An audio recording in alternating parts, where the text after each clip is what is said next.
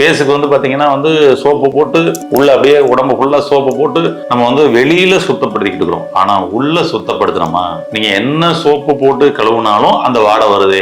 என்ன அர்த்தம்? நீங்க கொசு நிறைய மொச்சுக்கிட்டு இருக்கிற இடத்துல கூட போய் நில்லுங்க. நீங்க உங்க ரத்தம் சுத்தமாக இருந்தால் உங்க மேல வந்து உட்காருமே தவிர குத்தி கடிக்காது. என்னப்பா உன் மேல எவ்வளவு போன நாத்தம் எடுக்குது, கொஞ்சம் தள்ளி உட்காரு அப்படின்னு சொல்ற அளவுக்கு வந்துருச்சுன்னா உள்ளுக்குள்ள கழிவுகள் அதிகமா சேர்ந்துச்சுன்னு அர்த்தம். வேர்வை வழியாக ஒரு கழிவு வெளியேறும்ல, வெளியேற்றவே இல்லை. மலத்தையும் தேக்கி வச்சுட்டோம், மலக்கழிவுகளையும் வெளியேற்றல. கழிவு வெளியேற்றத்தின் மீது கவனம் வையுங்கள், நீங்க ஆரோக்கியமாயிருவீங்க. நம்ம என்ன பண்ணலாம்னா இதுக்கு ஈஸியான ஒரு சொல்யூஷனுக்கு போவோம். ஏன்னா இதுவும் நம்மளுடைய முன்னோர்கள் பயன்படுத்திய ஒரு சொல்யூஷன் தான். என்ன அப்படின்னா, ஒரு எலும்புச்சம்பளம் எடுத்துக்கங்க.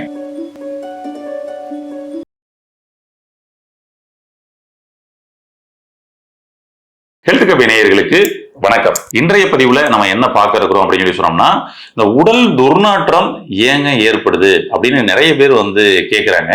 இந்த நம்ம வந்து பாத்தீங்கன்னா ஏதோ ஒரு மீட்டிங் போறோம், இல்ல ஒரு டைனிங்ல உட்காந்து சாப்பிடுறோம். அப்போ வந்து பாத்தீங்கன்னா ஒருத்தர் மேல இருந்து அந்த துர்நாற்ற வாடை வருது அப்படிங்கும் பொழுது அவர் அப்படியே கொஞ்சம் அன்ஈஸியா அவர் வந்து ஃபீல் பண்ணுவாரு. பக்கத்துல உள்ள அப்படியே அப்படின்னு சொல்லி பார்த்தாருனாலே போதும் ஒரு மாதிரி ஆயிடுவாரு. சரிங்களா? அப்ப ஏன் அவர் உடம்புல அவ்வளவு துர்நாற்றம் வந்து வருது, என்னதான் காரணமா இருக்கும் அப்படின்னு சொல்லி சொன்னோம்னா, அவர் உடம்புல மேல வந்து ஸ்கின்ல உள்ள பிரச்சனை கிடையாது. சரிங்களா? இது உள்ள அவருடைய ரத்தத்துல உள்ள பிரச்சனை. ஏன்னா இந்த வாடை வருதுன்னு சொல்லிட்டு அவர் வந்து பாத்தீங்கன்னா வந்து ஏதாவது ஸ்ப்ரே அடிச்சுக்கலாமா, சென்ட் அடிச்சுக்கலாமா அப்படின்னு சொல்லிட்டு பெர்ஃப்யூம் வந்து பாத்தீங்கன்னா நிறைய வாங்கி வச்சு அடிச்சுட்டு வருவார். நம்ம நிறைய விஷயங்கள் அப்படிதான் பண்ணிக்கிட்டு இருக்கோம். ஃபேஸுக்கு வந்து பாத்தீங்கன்னா வந்து சோப்பு போட்டு உள்ள அப்படியே உடம்பு ஃபுல்லா சோப்பு போட்டு நம்ம வந்து வெளியில சுத்தப்படுத்திக்கிட்டு இருக்கிறோம். ஆனா உள்ள சுத்தப்படுத்தணுமா? நீங்க என்ன சோப்பு போட்டு கழுவுனாலும் அந்த வாடை வருது. என்ன அர்த்தம்? ஏன்னா நம்ம உள் சுத்தம் பண்ணல, வெளி சுத்தம் மட்டும் பண்ணிட்டு இருக்கோம். அந்த உள் சுத்தம் பண்ணுவதுதான் உங்களுடைய உடம்ப கமகமன்னு மணக்க வைக்கும். நம்ம வெளி சுத்தம் பண்ணோம்னா மணக்காது. வெளி சுத்தம் பாருங்க, ஃபேஸ்ல 7 கோட்டு போட்டு அப்படியே அழகா காமிக்கணும்னு காமிச்சுக்கிறோம். ஆனா பாத்தீங்கன்னா உள்ள இருக்கக்கூடிய அந்த கருப்பு தழும்புகள் அப்படியே தான் இருக்குது ஃபேஸ்ல. அது ஏன்னா அது உள்ள இன்னர் லேயர்ல இன்னரா இருக்கக்கூடிய பிளட் வெசல்ஸ்ல பிளட்ல இருக்கக்கூடிய டாக்ஸின்ஸ்ல இருந்து வரக்கூடிய விஷயம். அப்ப உங்களுடைய ரத்த சுத்தம் தான் இதுக்குமே ஒரு தீர்வுங்க. உங்க ரத்தத்தில் இருக்கக்கூடிய கழிவுகள் தான் இந்த மாதிரிலாம் வந்து பாத்தீங்கன்னா துர்நாற்ற வாடை எடுக்க வைக்குதுன்னு சொல்றேன். ஒரு எக்ஸாம்பிள் பார்ப்போம். அதாவது பாத்தீங்கன்னா வந்துட்டு ஒரு ரவுண்டு டேபிள்ல ஒரு 10 பேர் உட்கார்ந்து இருக்கிறீங்க. ஒருத்தரை மட்டும் வந்து கொசு கடிச்சுக்கிட்டே இருக்கு. ஆனா 9 பேரை கடிக்கல. என்ன காரணம்? அவரை மட்டும் ஏன் அந்த கொசு வந்து கடிக்குது? இப்ப நான் முதல்லயே உடல் துர்நாற்றம் சொல்லிட்டேன். இப்ப உங்களுக்கு ஈஸியா புரிஞ்சுக்கும். கரெக்ட். அப்பனா அவர் உடம்புல மட்டும் டாக்ஸின்ஸ் இருக்குது. அவர் உடம்புல அவருடைய ரத்தத்துல வந்து அந்த கழிவுகள் இருக்குது. அதனால வந்து பாத்தீங்கன்னா அவரை மட்டும் கொசு கடிக்குது. அதான் ரியாலிட்டி, அதான் உண்மை. இப்ப இன்னொரு கேள்வி உங்களுக்கு கேட்கிறேன். இந்த கொசு முதல்ல எப்படி உருவாகுது? கொசு எப்படி உருவாகும்? அது என்னங்க இந்த சாக்கடை எல்லாம் இருக்குல்லங்க, பூரா அந்த சாக்கடையில இருந்து தானே கொசு வந்து வருது. அதனால தானே நமக்கு கார்பரேஷன்ல இருந்து சாக்கடையெல்லாம் வந்து கிளீன் பண்ணணும், சுத்தமா வச்சுக்கணும். அதுல இருந்து தான் கொசு வருது. இந்த கொசுனால உங்களுக்கு வந்து டெங்கு, மலேரியா போன்ற நோய்கள் கொண்டுலாம் வர ஆரம்பிச்சிடும் அப்படின்னு சொல்லிட்டு நம்ம என்ன பண்ணிக்கிட்டு இருக்கிறோம்? சுத்தப்படுத்திக்கிட்டு இருக்கிறோம். கரெக்டுங்களா? ரைட். இந்த கொசு எப்படி உருவாகிறது அப்படின்னு பார்த்தோம்னா, இந்த சாக்கடையில இருந்து வருதா? நான் இன்னொரு கேள்வி கேட்கிறேன். இப்போ உங்களுக்கு கொஞ்சம் ஈஸியா புரிய வரும். எறும்பு எப்படி உருவாகுது? அப்படியே சின்ன சின்ன எறும்புகள் இல்ல, இந்த எறும்பு எப்படி உருவாகுது? கொஞ்சம் யோசிச்சு பாருங்களேன். இந்த பள்ளி இருக்கு பாருங்க, சவத்துல எல்லாம் ஊரும்ல பள்ளி, இது எப்படி உருவாகுது? கொஞ்சம் யோசிச்சு பாருங்க. கரப்பான் பூச்சி இருக்கு பாத்தீங்களா? இந்த கரப்பான் பூச்சி எப்படி உருவாகுது? கொஞ்சம் யோசிச்சு பாருங்க. இந்த உயிரினங்கள்லாம் யோசிச்சு பாருங்களேன். நம்ம எப்படி உருவானோன்றதே தெரிஞ்சோம். அதில் நீங்க பாருங்க, இந்த எறும்பு இந்த ரூம்ல சுத்தமா எறும்பே இல்லை. நல்ல ரூமை நீங்க முதல்ல செக் பண்ணிக்கங்க. கொஞ்சோண்டு ஜீனி இருக்குல்ல, அதை அப்படியே உங்களுடைய டேபிள்ல கொஞ்சம் போடுங்க. ஒரு மணி நேரம் கழிச்சு வந்து பாருங்க, அப்படியே ஜீனியை ஃபுல்லா எறும்பு வச்சுக்கிட்டு இருக்கும். இந்த எறும்பு எங்க இருந்து வந்துச்சு? பக்கத்து வீட்டுல இருந்து வந்துருச்சா? எங்க இருந்து வந்துச்சு? நீங்க பாருங்க, ஒரு புதுசா ஒரு வீடு கட்டியிருப்போம். அந்த வீட்டுக்குள்ள பள்ளியே கிடையாது. ஒரு 6 மாசம் ஆனதுக்கு அப்புறம் வந்து பார்த்தோம்னா அப்படியே செவத்துல பள்ளி ஊறும். இது எங்க இருந்து வந்துச்சு? இது எதுவும் வெளியே பக்கம் இருந்து வந்ததா? பக்கத்து வீட்டுல இருந்து அந்த பள்ளி வந்ததா? கிடையாது. கவனிச்சு பாருங்க. அது போல கரப்பான் பூச்சி பாருங்க, புது வீட்டுல இல்ல, ஆனா அதே வந்து ஒரு 6 மாசம் 1 வருஷம் நம்ம அந்த வீட்டுல புழங்கி இருக்கிறோம்னா அங்க பாருங்க கிச்சன்ல கரப்பான் பூச்சி வந்துருச்சு. பாத்ரூம்ல கோப்பை கிட்ட பாத்ரூம்ல பார்த்தா கரப்பான் பூச்சி வந்துருச்சு. இதெல்லாம் எங்க சுத்திக்கிட்டு இருக்கு பாருங்களேன். இதை வச்சு உங்களால ஈஸியா கண்டுபிடிக்க முடியும். எங்க சுத்துதோ அங்க இருந்து தான் உருவானது. இந்த ஜீனியவே வந்து மொக்கிது இந்த எறும்பு. இந்த ஜீனியிலிருந்து தான் உருவானது. சரிங்களா?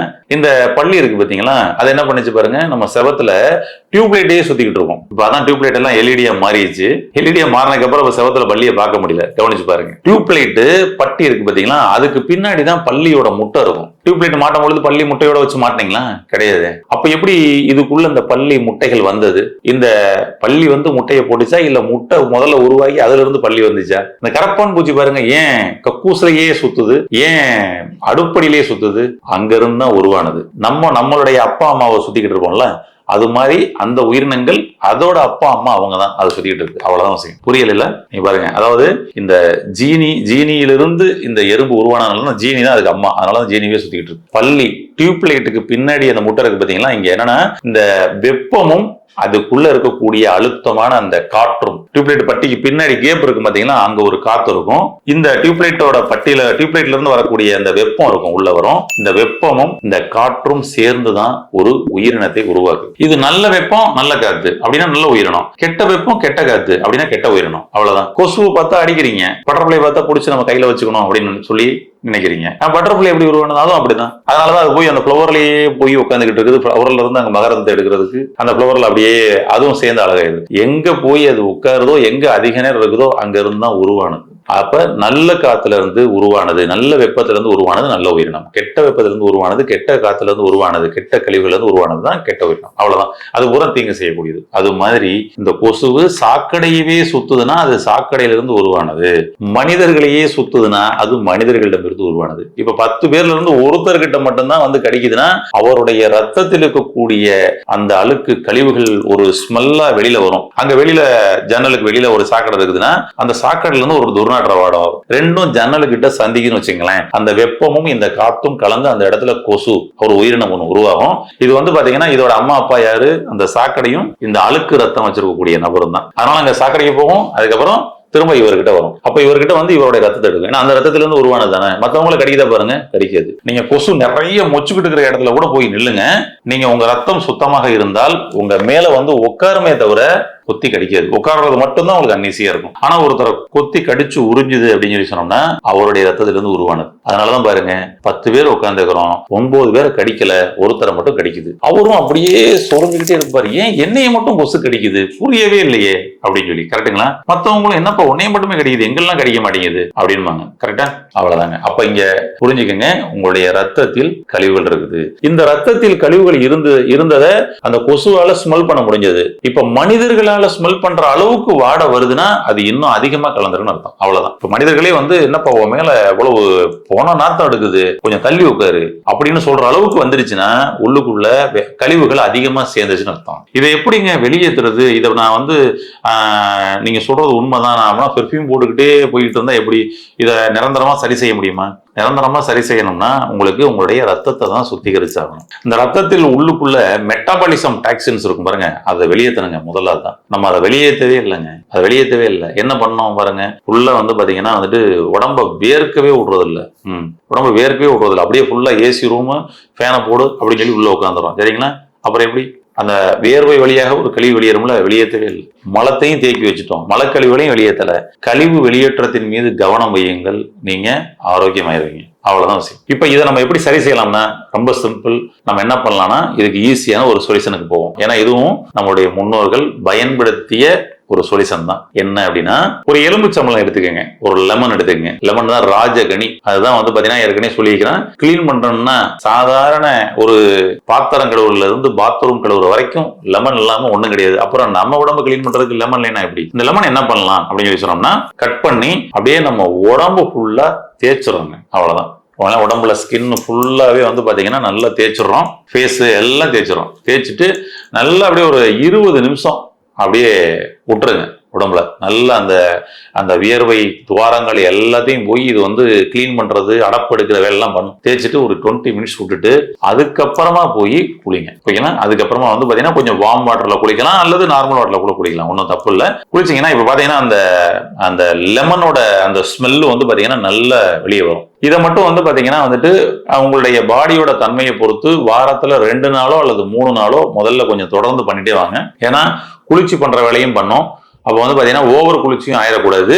அப்ப அந்த லெமனை தேய்ச்சி பண்ணும்பொழுது டாக்ஸின்ஸை மட்டும் தான் நம்ம வந்து எடுக்கணும். அதனால வீக்லி 2 days ஆர் 3 days வந்து பண்ணிட்டே வாங்க. முதல்ல எனக்கு தெரிஞ்சு ஒரு 5 வாரங்கள் பண்ணினீங்கனாலே 5 வாரத்திலேயே உள்ள இருக்கக்கூடிய அந்த டாக்ஸின்ஸ் வந்து கிளியர் ஆகி உடம்பு மணக்க ஆரம்பிச்சிடும். மணக்கிறது உங்களுக்கே தெரிய ஆரம்பிச்சிடும். ஆனா அதையே நீங்க கொஞ்ச நாள் பண்ணுங்களேன், சில மாதங்களுக்கு. கொஞ்சம் உடம்புக்குள்ள கொடுக்கக்கூடிய உணவுகளும் கழிவு நீக்க உணவுகளாக, அதாவது மோசன் சரியா போயிருச்சா, மோசன் சரியா போறதுக்கு அதுக்கு தகுந்த மாதிரி உணவு எடுத்துக்கங்க. வேர்வை நல்லா வேர்க்குதா கவனிங்க. வேர்வை வேர்க்கிற மாதிரி சில சுச்சுவேஷனை உருவாக்குங்க. இந்த லெமன் தேய்ச்சி நீங்க பண்ணதுக்கு அப்புறம் இயல்பா வேர்க்குங்க. அந்த வேர்வை வரும்பொழுது நீங்க உடனே ஃபேனை போட்டு ஏசியை போட்டு ஆஃப் பண்ணி தடுத்துடக்கூடாது. அதை வேர்க்க விடுங்க, நல்லது. அப்ப நீங்க அதுக்கப்புறம் வந்து நீங்க வாக்கிங் ஜாக்கிங் எல்லாம் போகும்பொழுது நல்லா வேர்க்கும் பாருங்க, அதுக்கு ஒத்துழைப்பு கொடுங்க, பெட்டர். அப்ப இந்த லெமன் குளியல் அவையெல்லாம் லெமன் குளியல், அவ்வளவுதான். இந்த லெமன் குளியல் பண்ணுங்க. வியர்வை துர்நாற்றத்திலிருந்து வெளியே வாங்க. உடம்பு அப்படியே நாத்தம் எடுக்கும்ல, மணக்கும் அப்படியே. அதுக்கப்புறம் இதை பயன்படுத்தி அனைவருடைய ரத்தத்தையும் சுத்தப்படுத்தி வியர்வை துர்நாற்றத்திலிருந்து வெளிவர வாழ்த்துக்கள். இது போன்ற நிறைய நம்மளுடைய முன்னோர்கள் பயன்படுத்தின சின்ன சின்ன டிப்ஸ், ரொம்ப ஈஸியா அவங்க பயன்படுத்திக்கிற இருந்த ஒரு டிப்ஸ், அதன் மூலமாவே அவங்க ஆரோக்கியமா வாழ்ந்தாங்க. அது சம்பந்தப்பட்ட விஷயங்கள்லாம் நம்ம வந்து அடுத்தடுத்த பதிவுகள்ல பார்ப்போம். ஹெல்த் கஃபே சேனலை இன்னும் உங்களுடைய உறவினர்கள், நண்பர்களுக்கு இது போன்ற ஒரு நல்ல தகவல்களை அனுப்பி அவர்களையும் ஆரோக்கியம் அடை செய்யுங்கள். வாழ்த்துக்கள். மீண்டும் ஒரு நல்ல பதிவில் சந்திப்போம். நன்றி. இந்த வீடியோ உங்களுக்கு பிடிச்சிருந்தா லைக் பண்ணுங்க, ஷேர் பண்ணுங்க, கமெண்ட் பண்ணுங்க. மறக்காம ஹெல்த் கஃபே தமிழ் சேனலை சப்ஸ்கிரைப் பண்ணிட்டு பெல் பட்டனை கிளிக் பண்ணிடுங்க.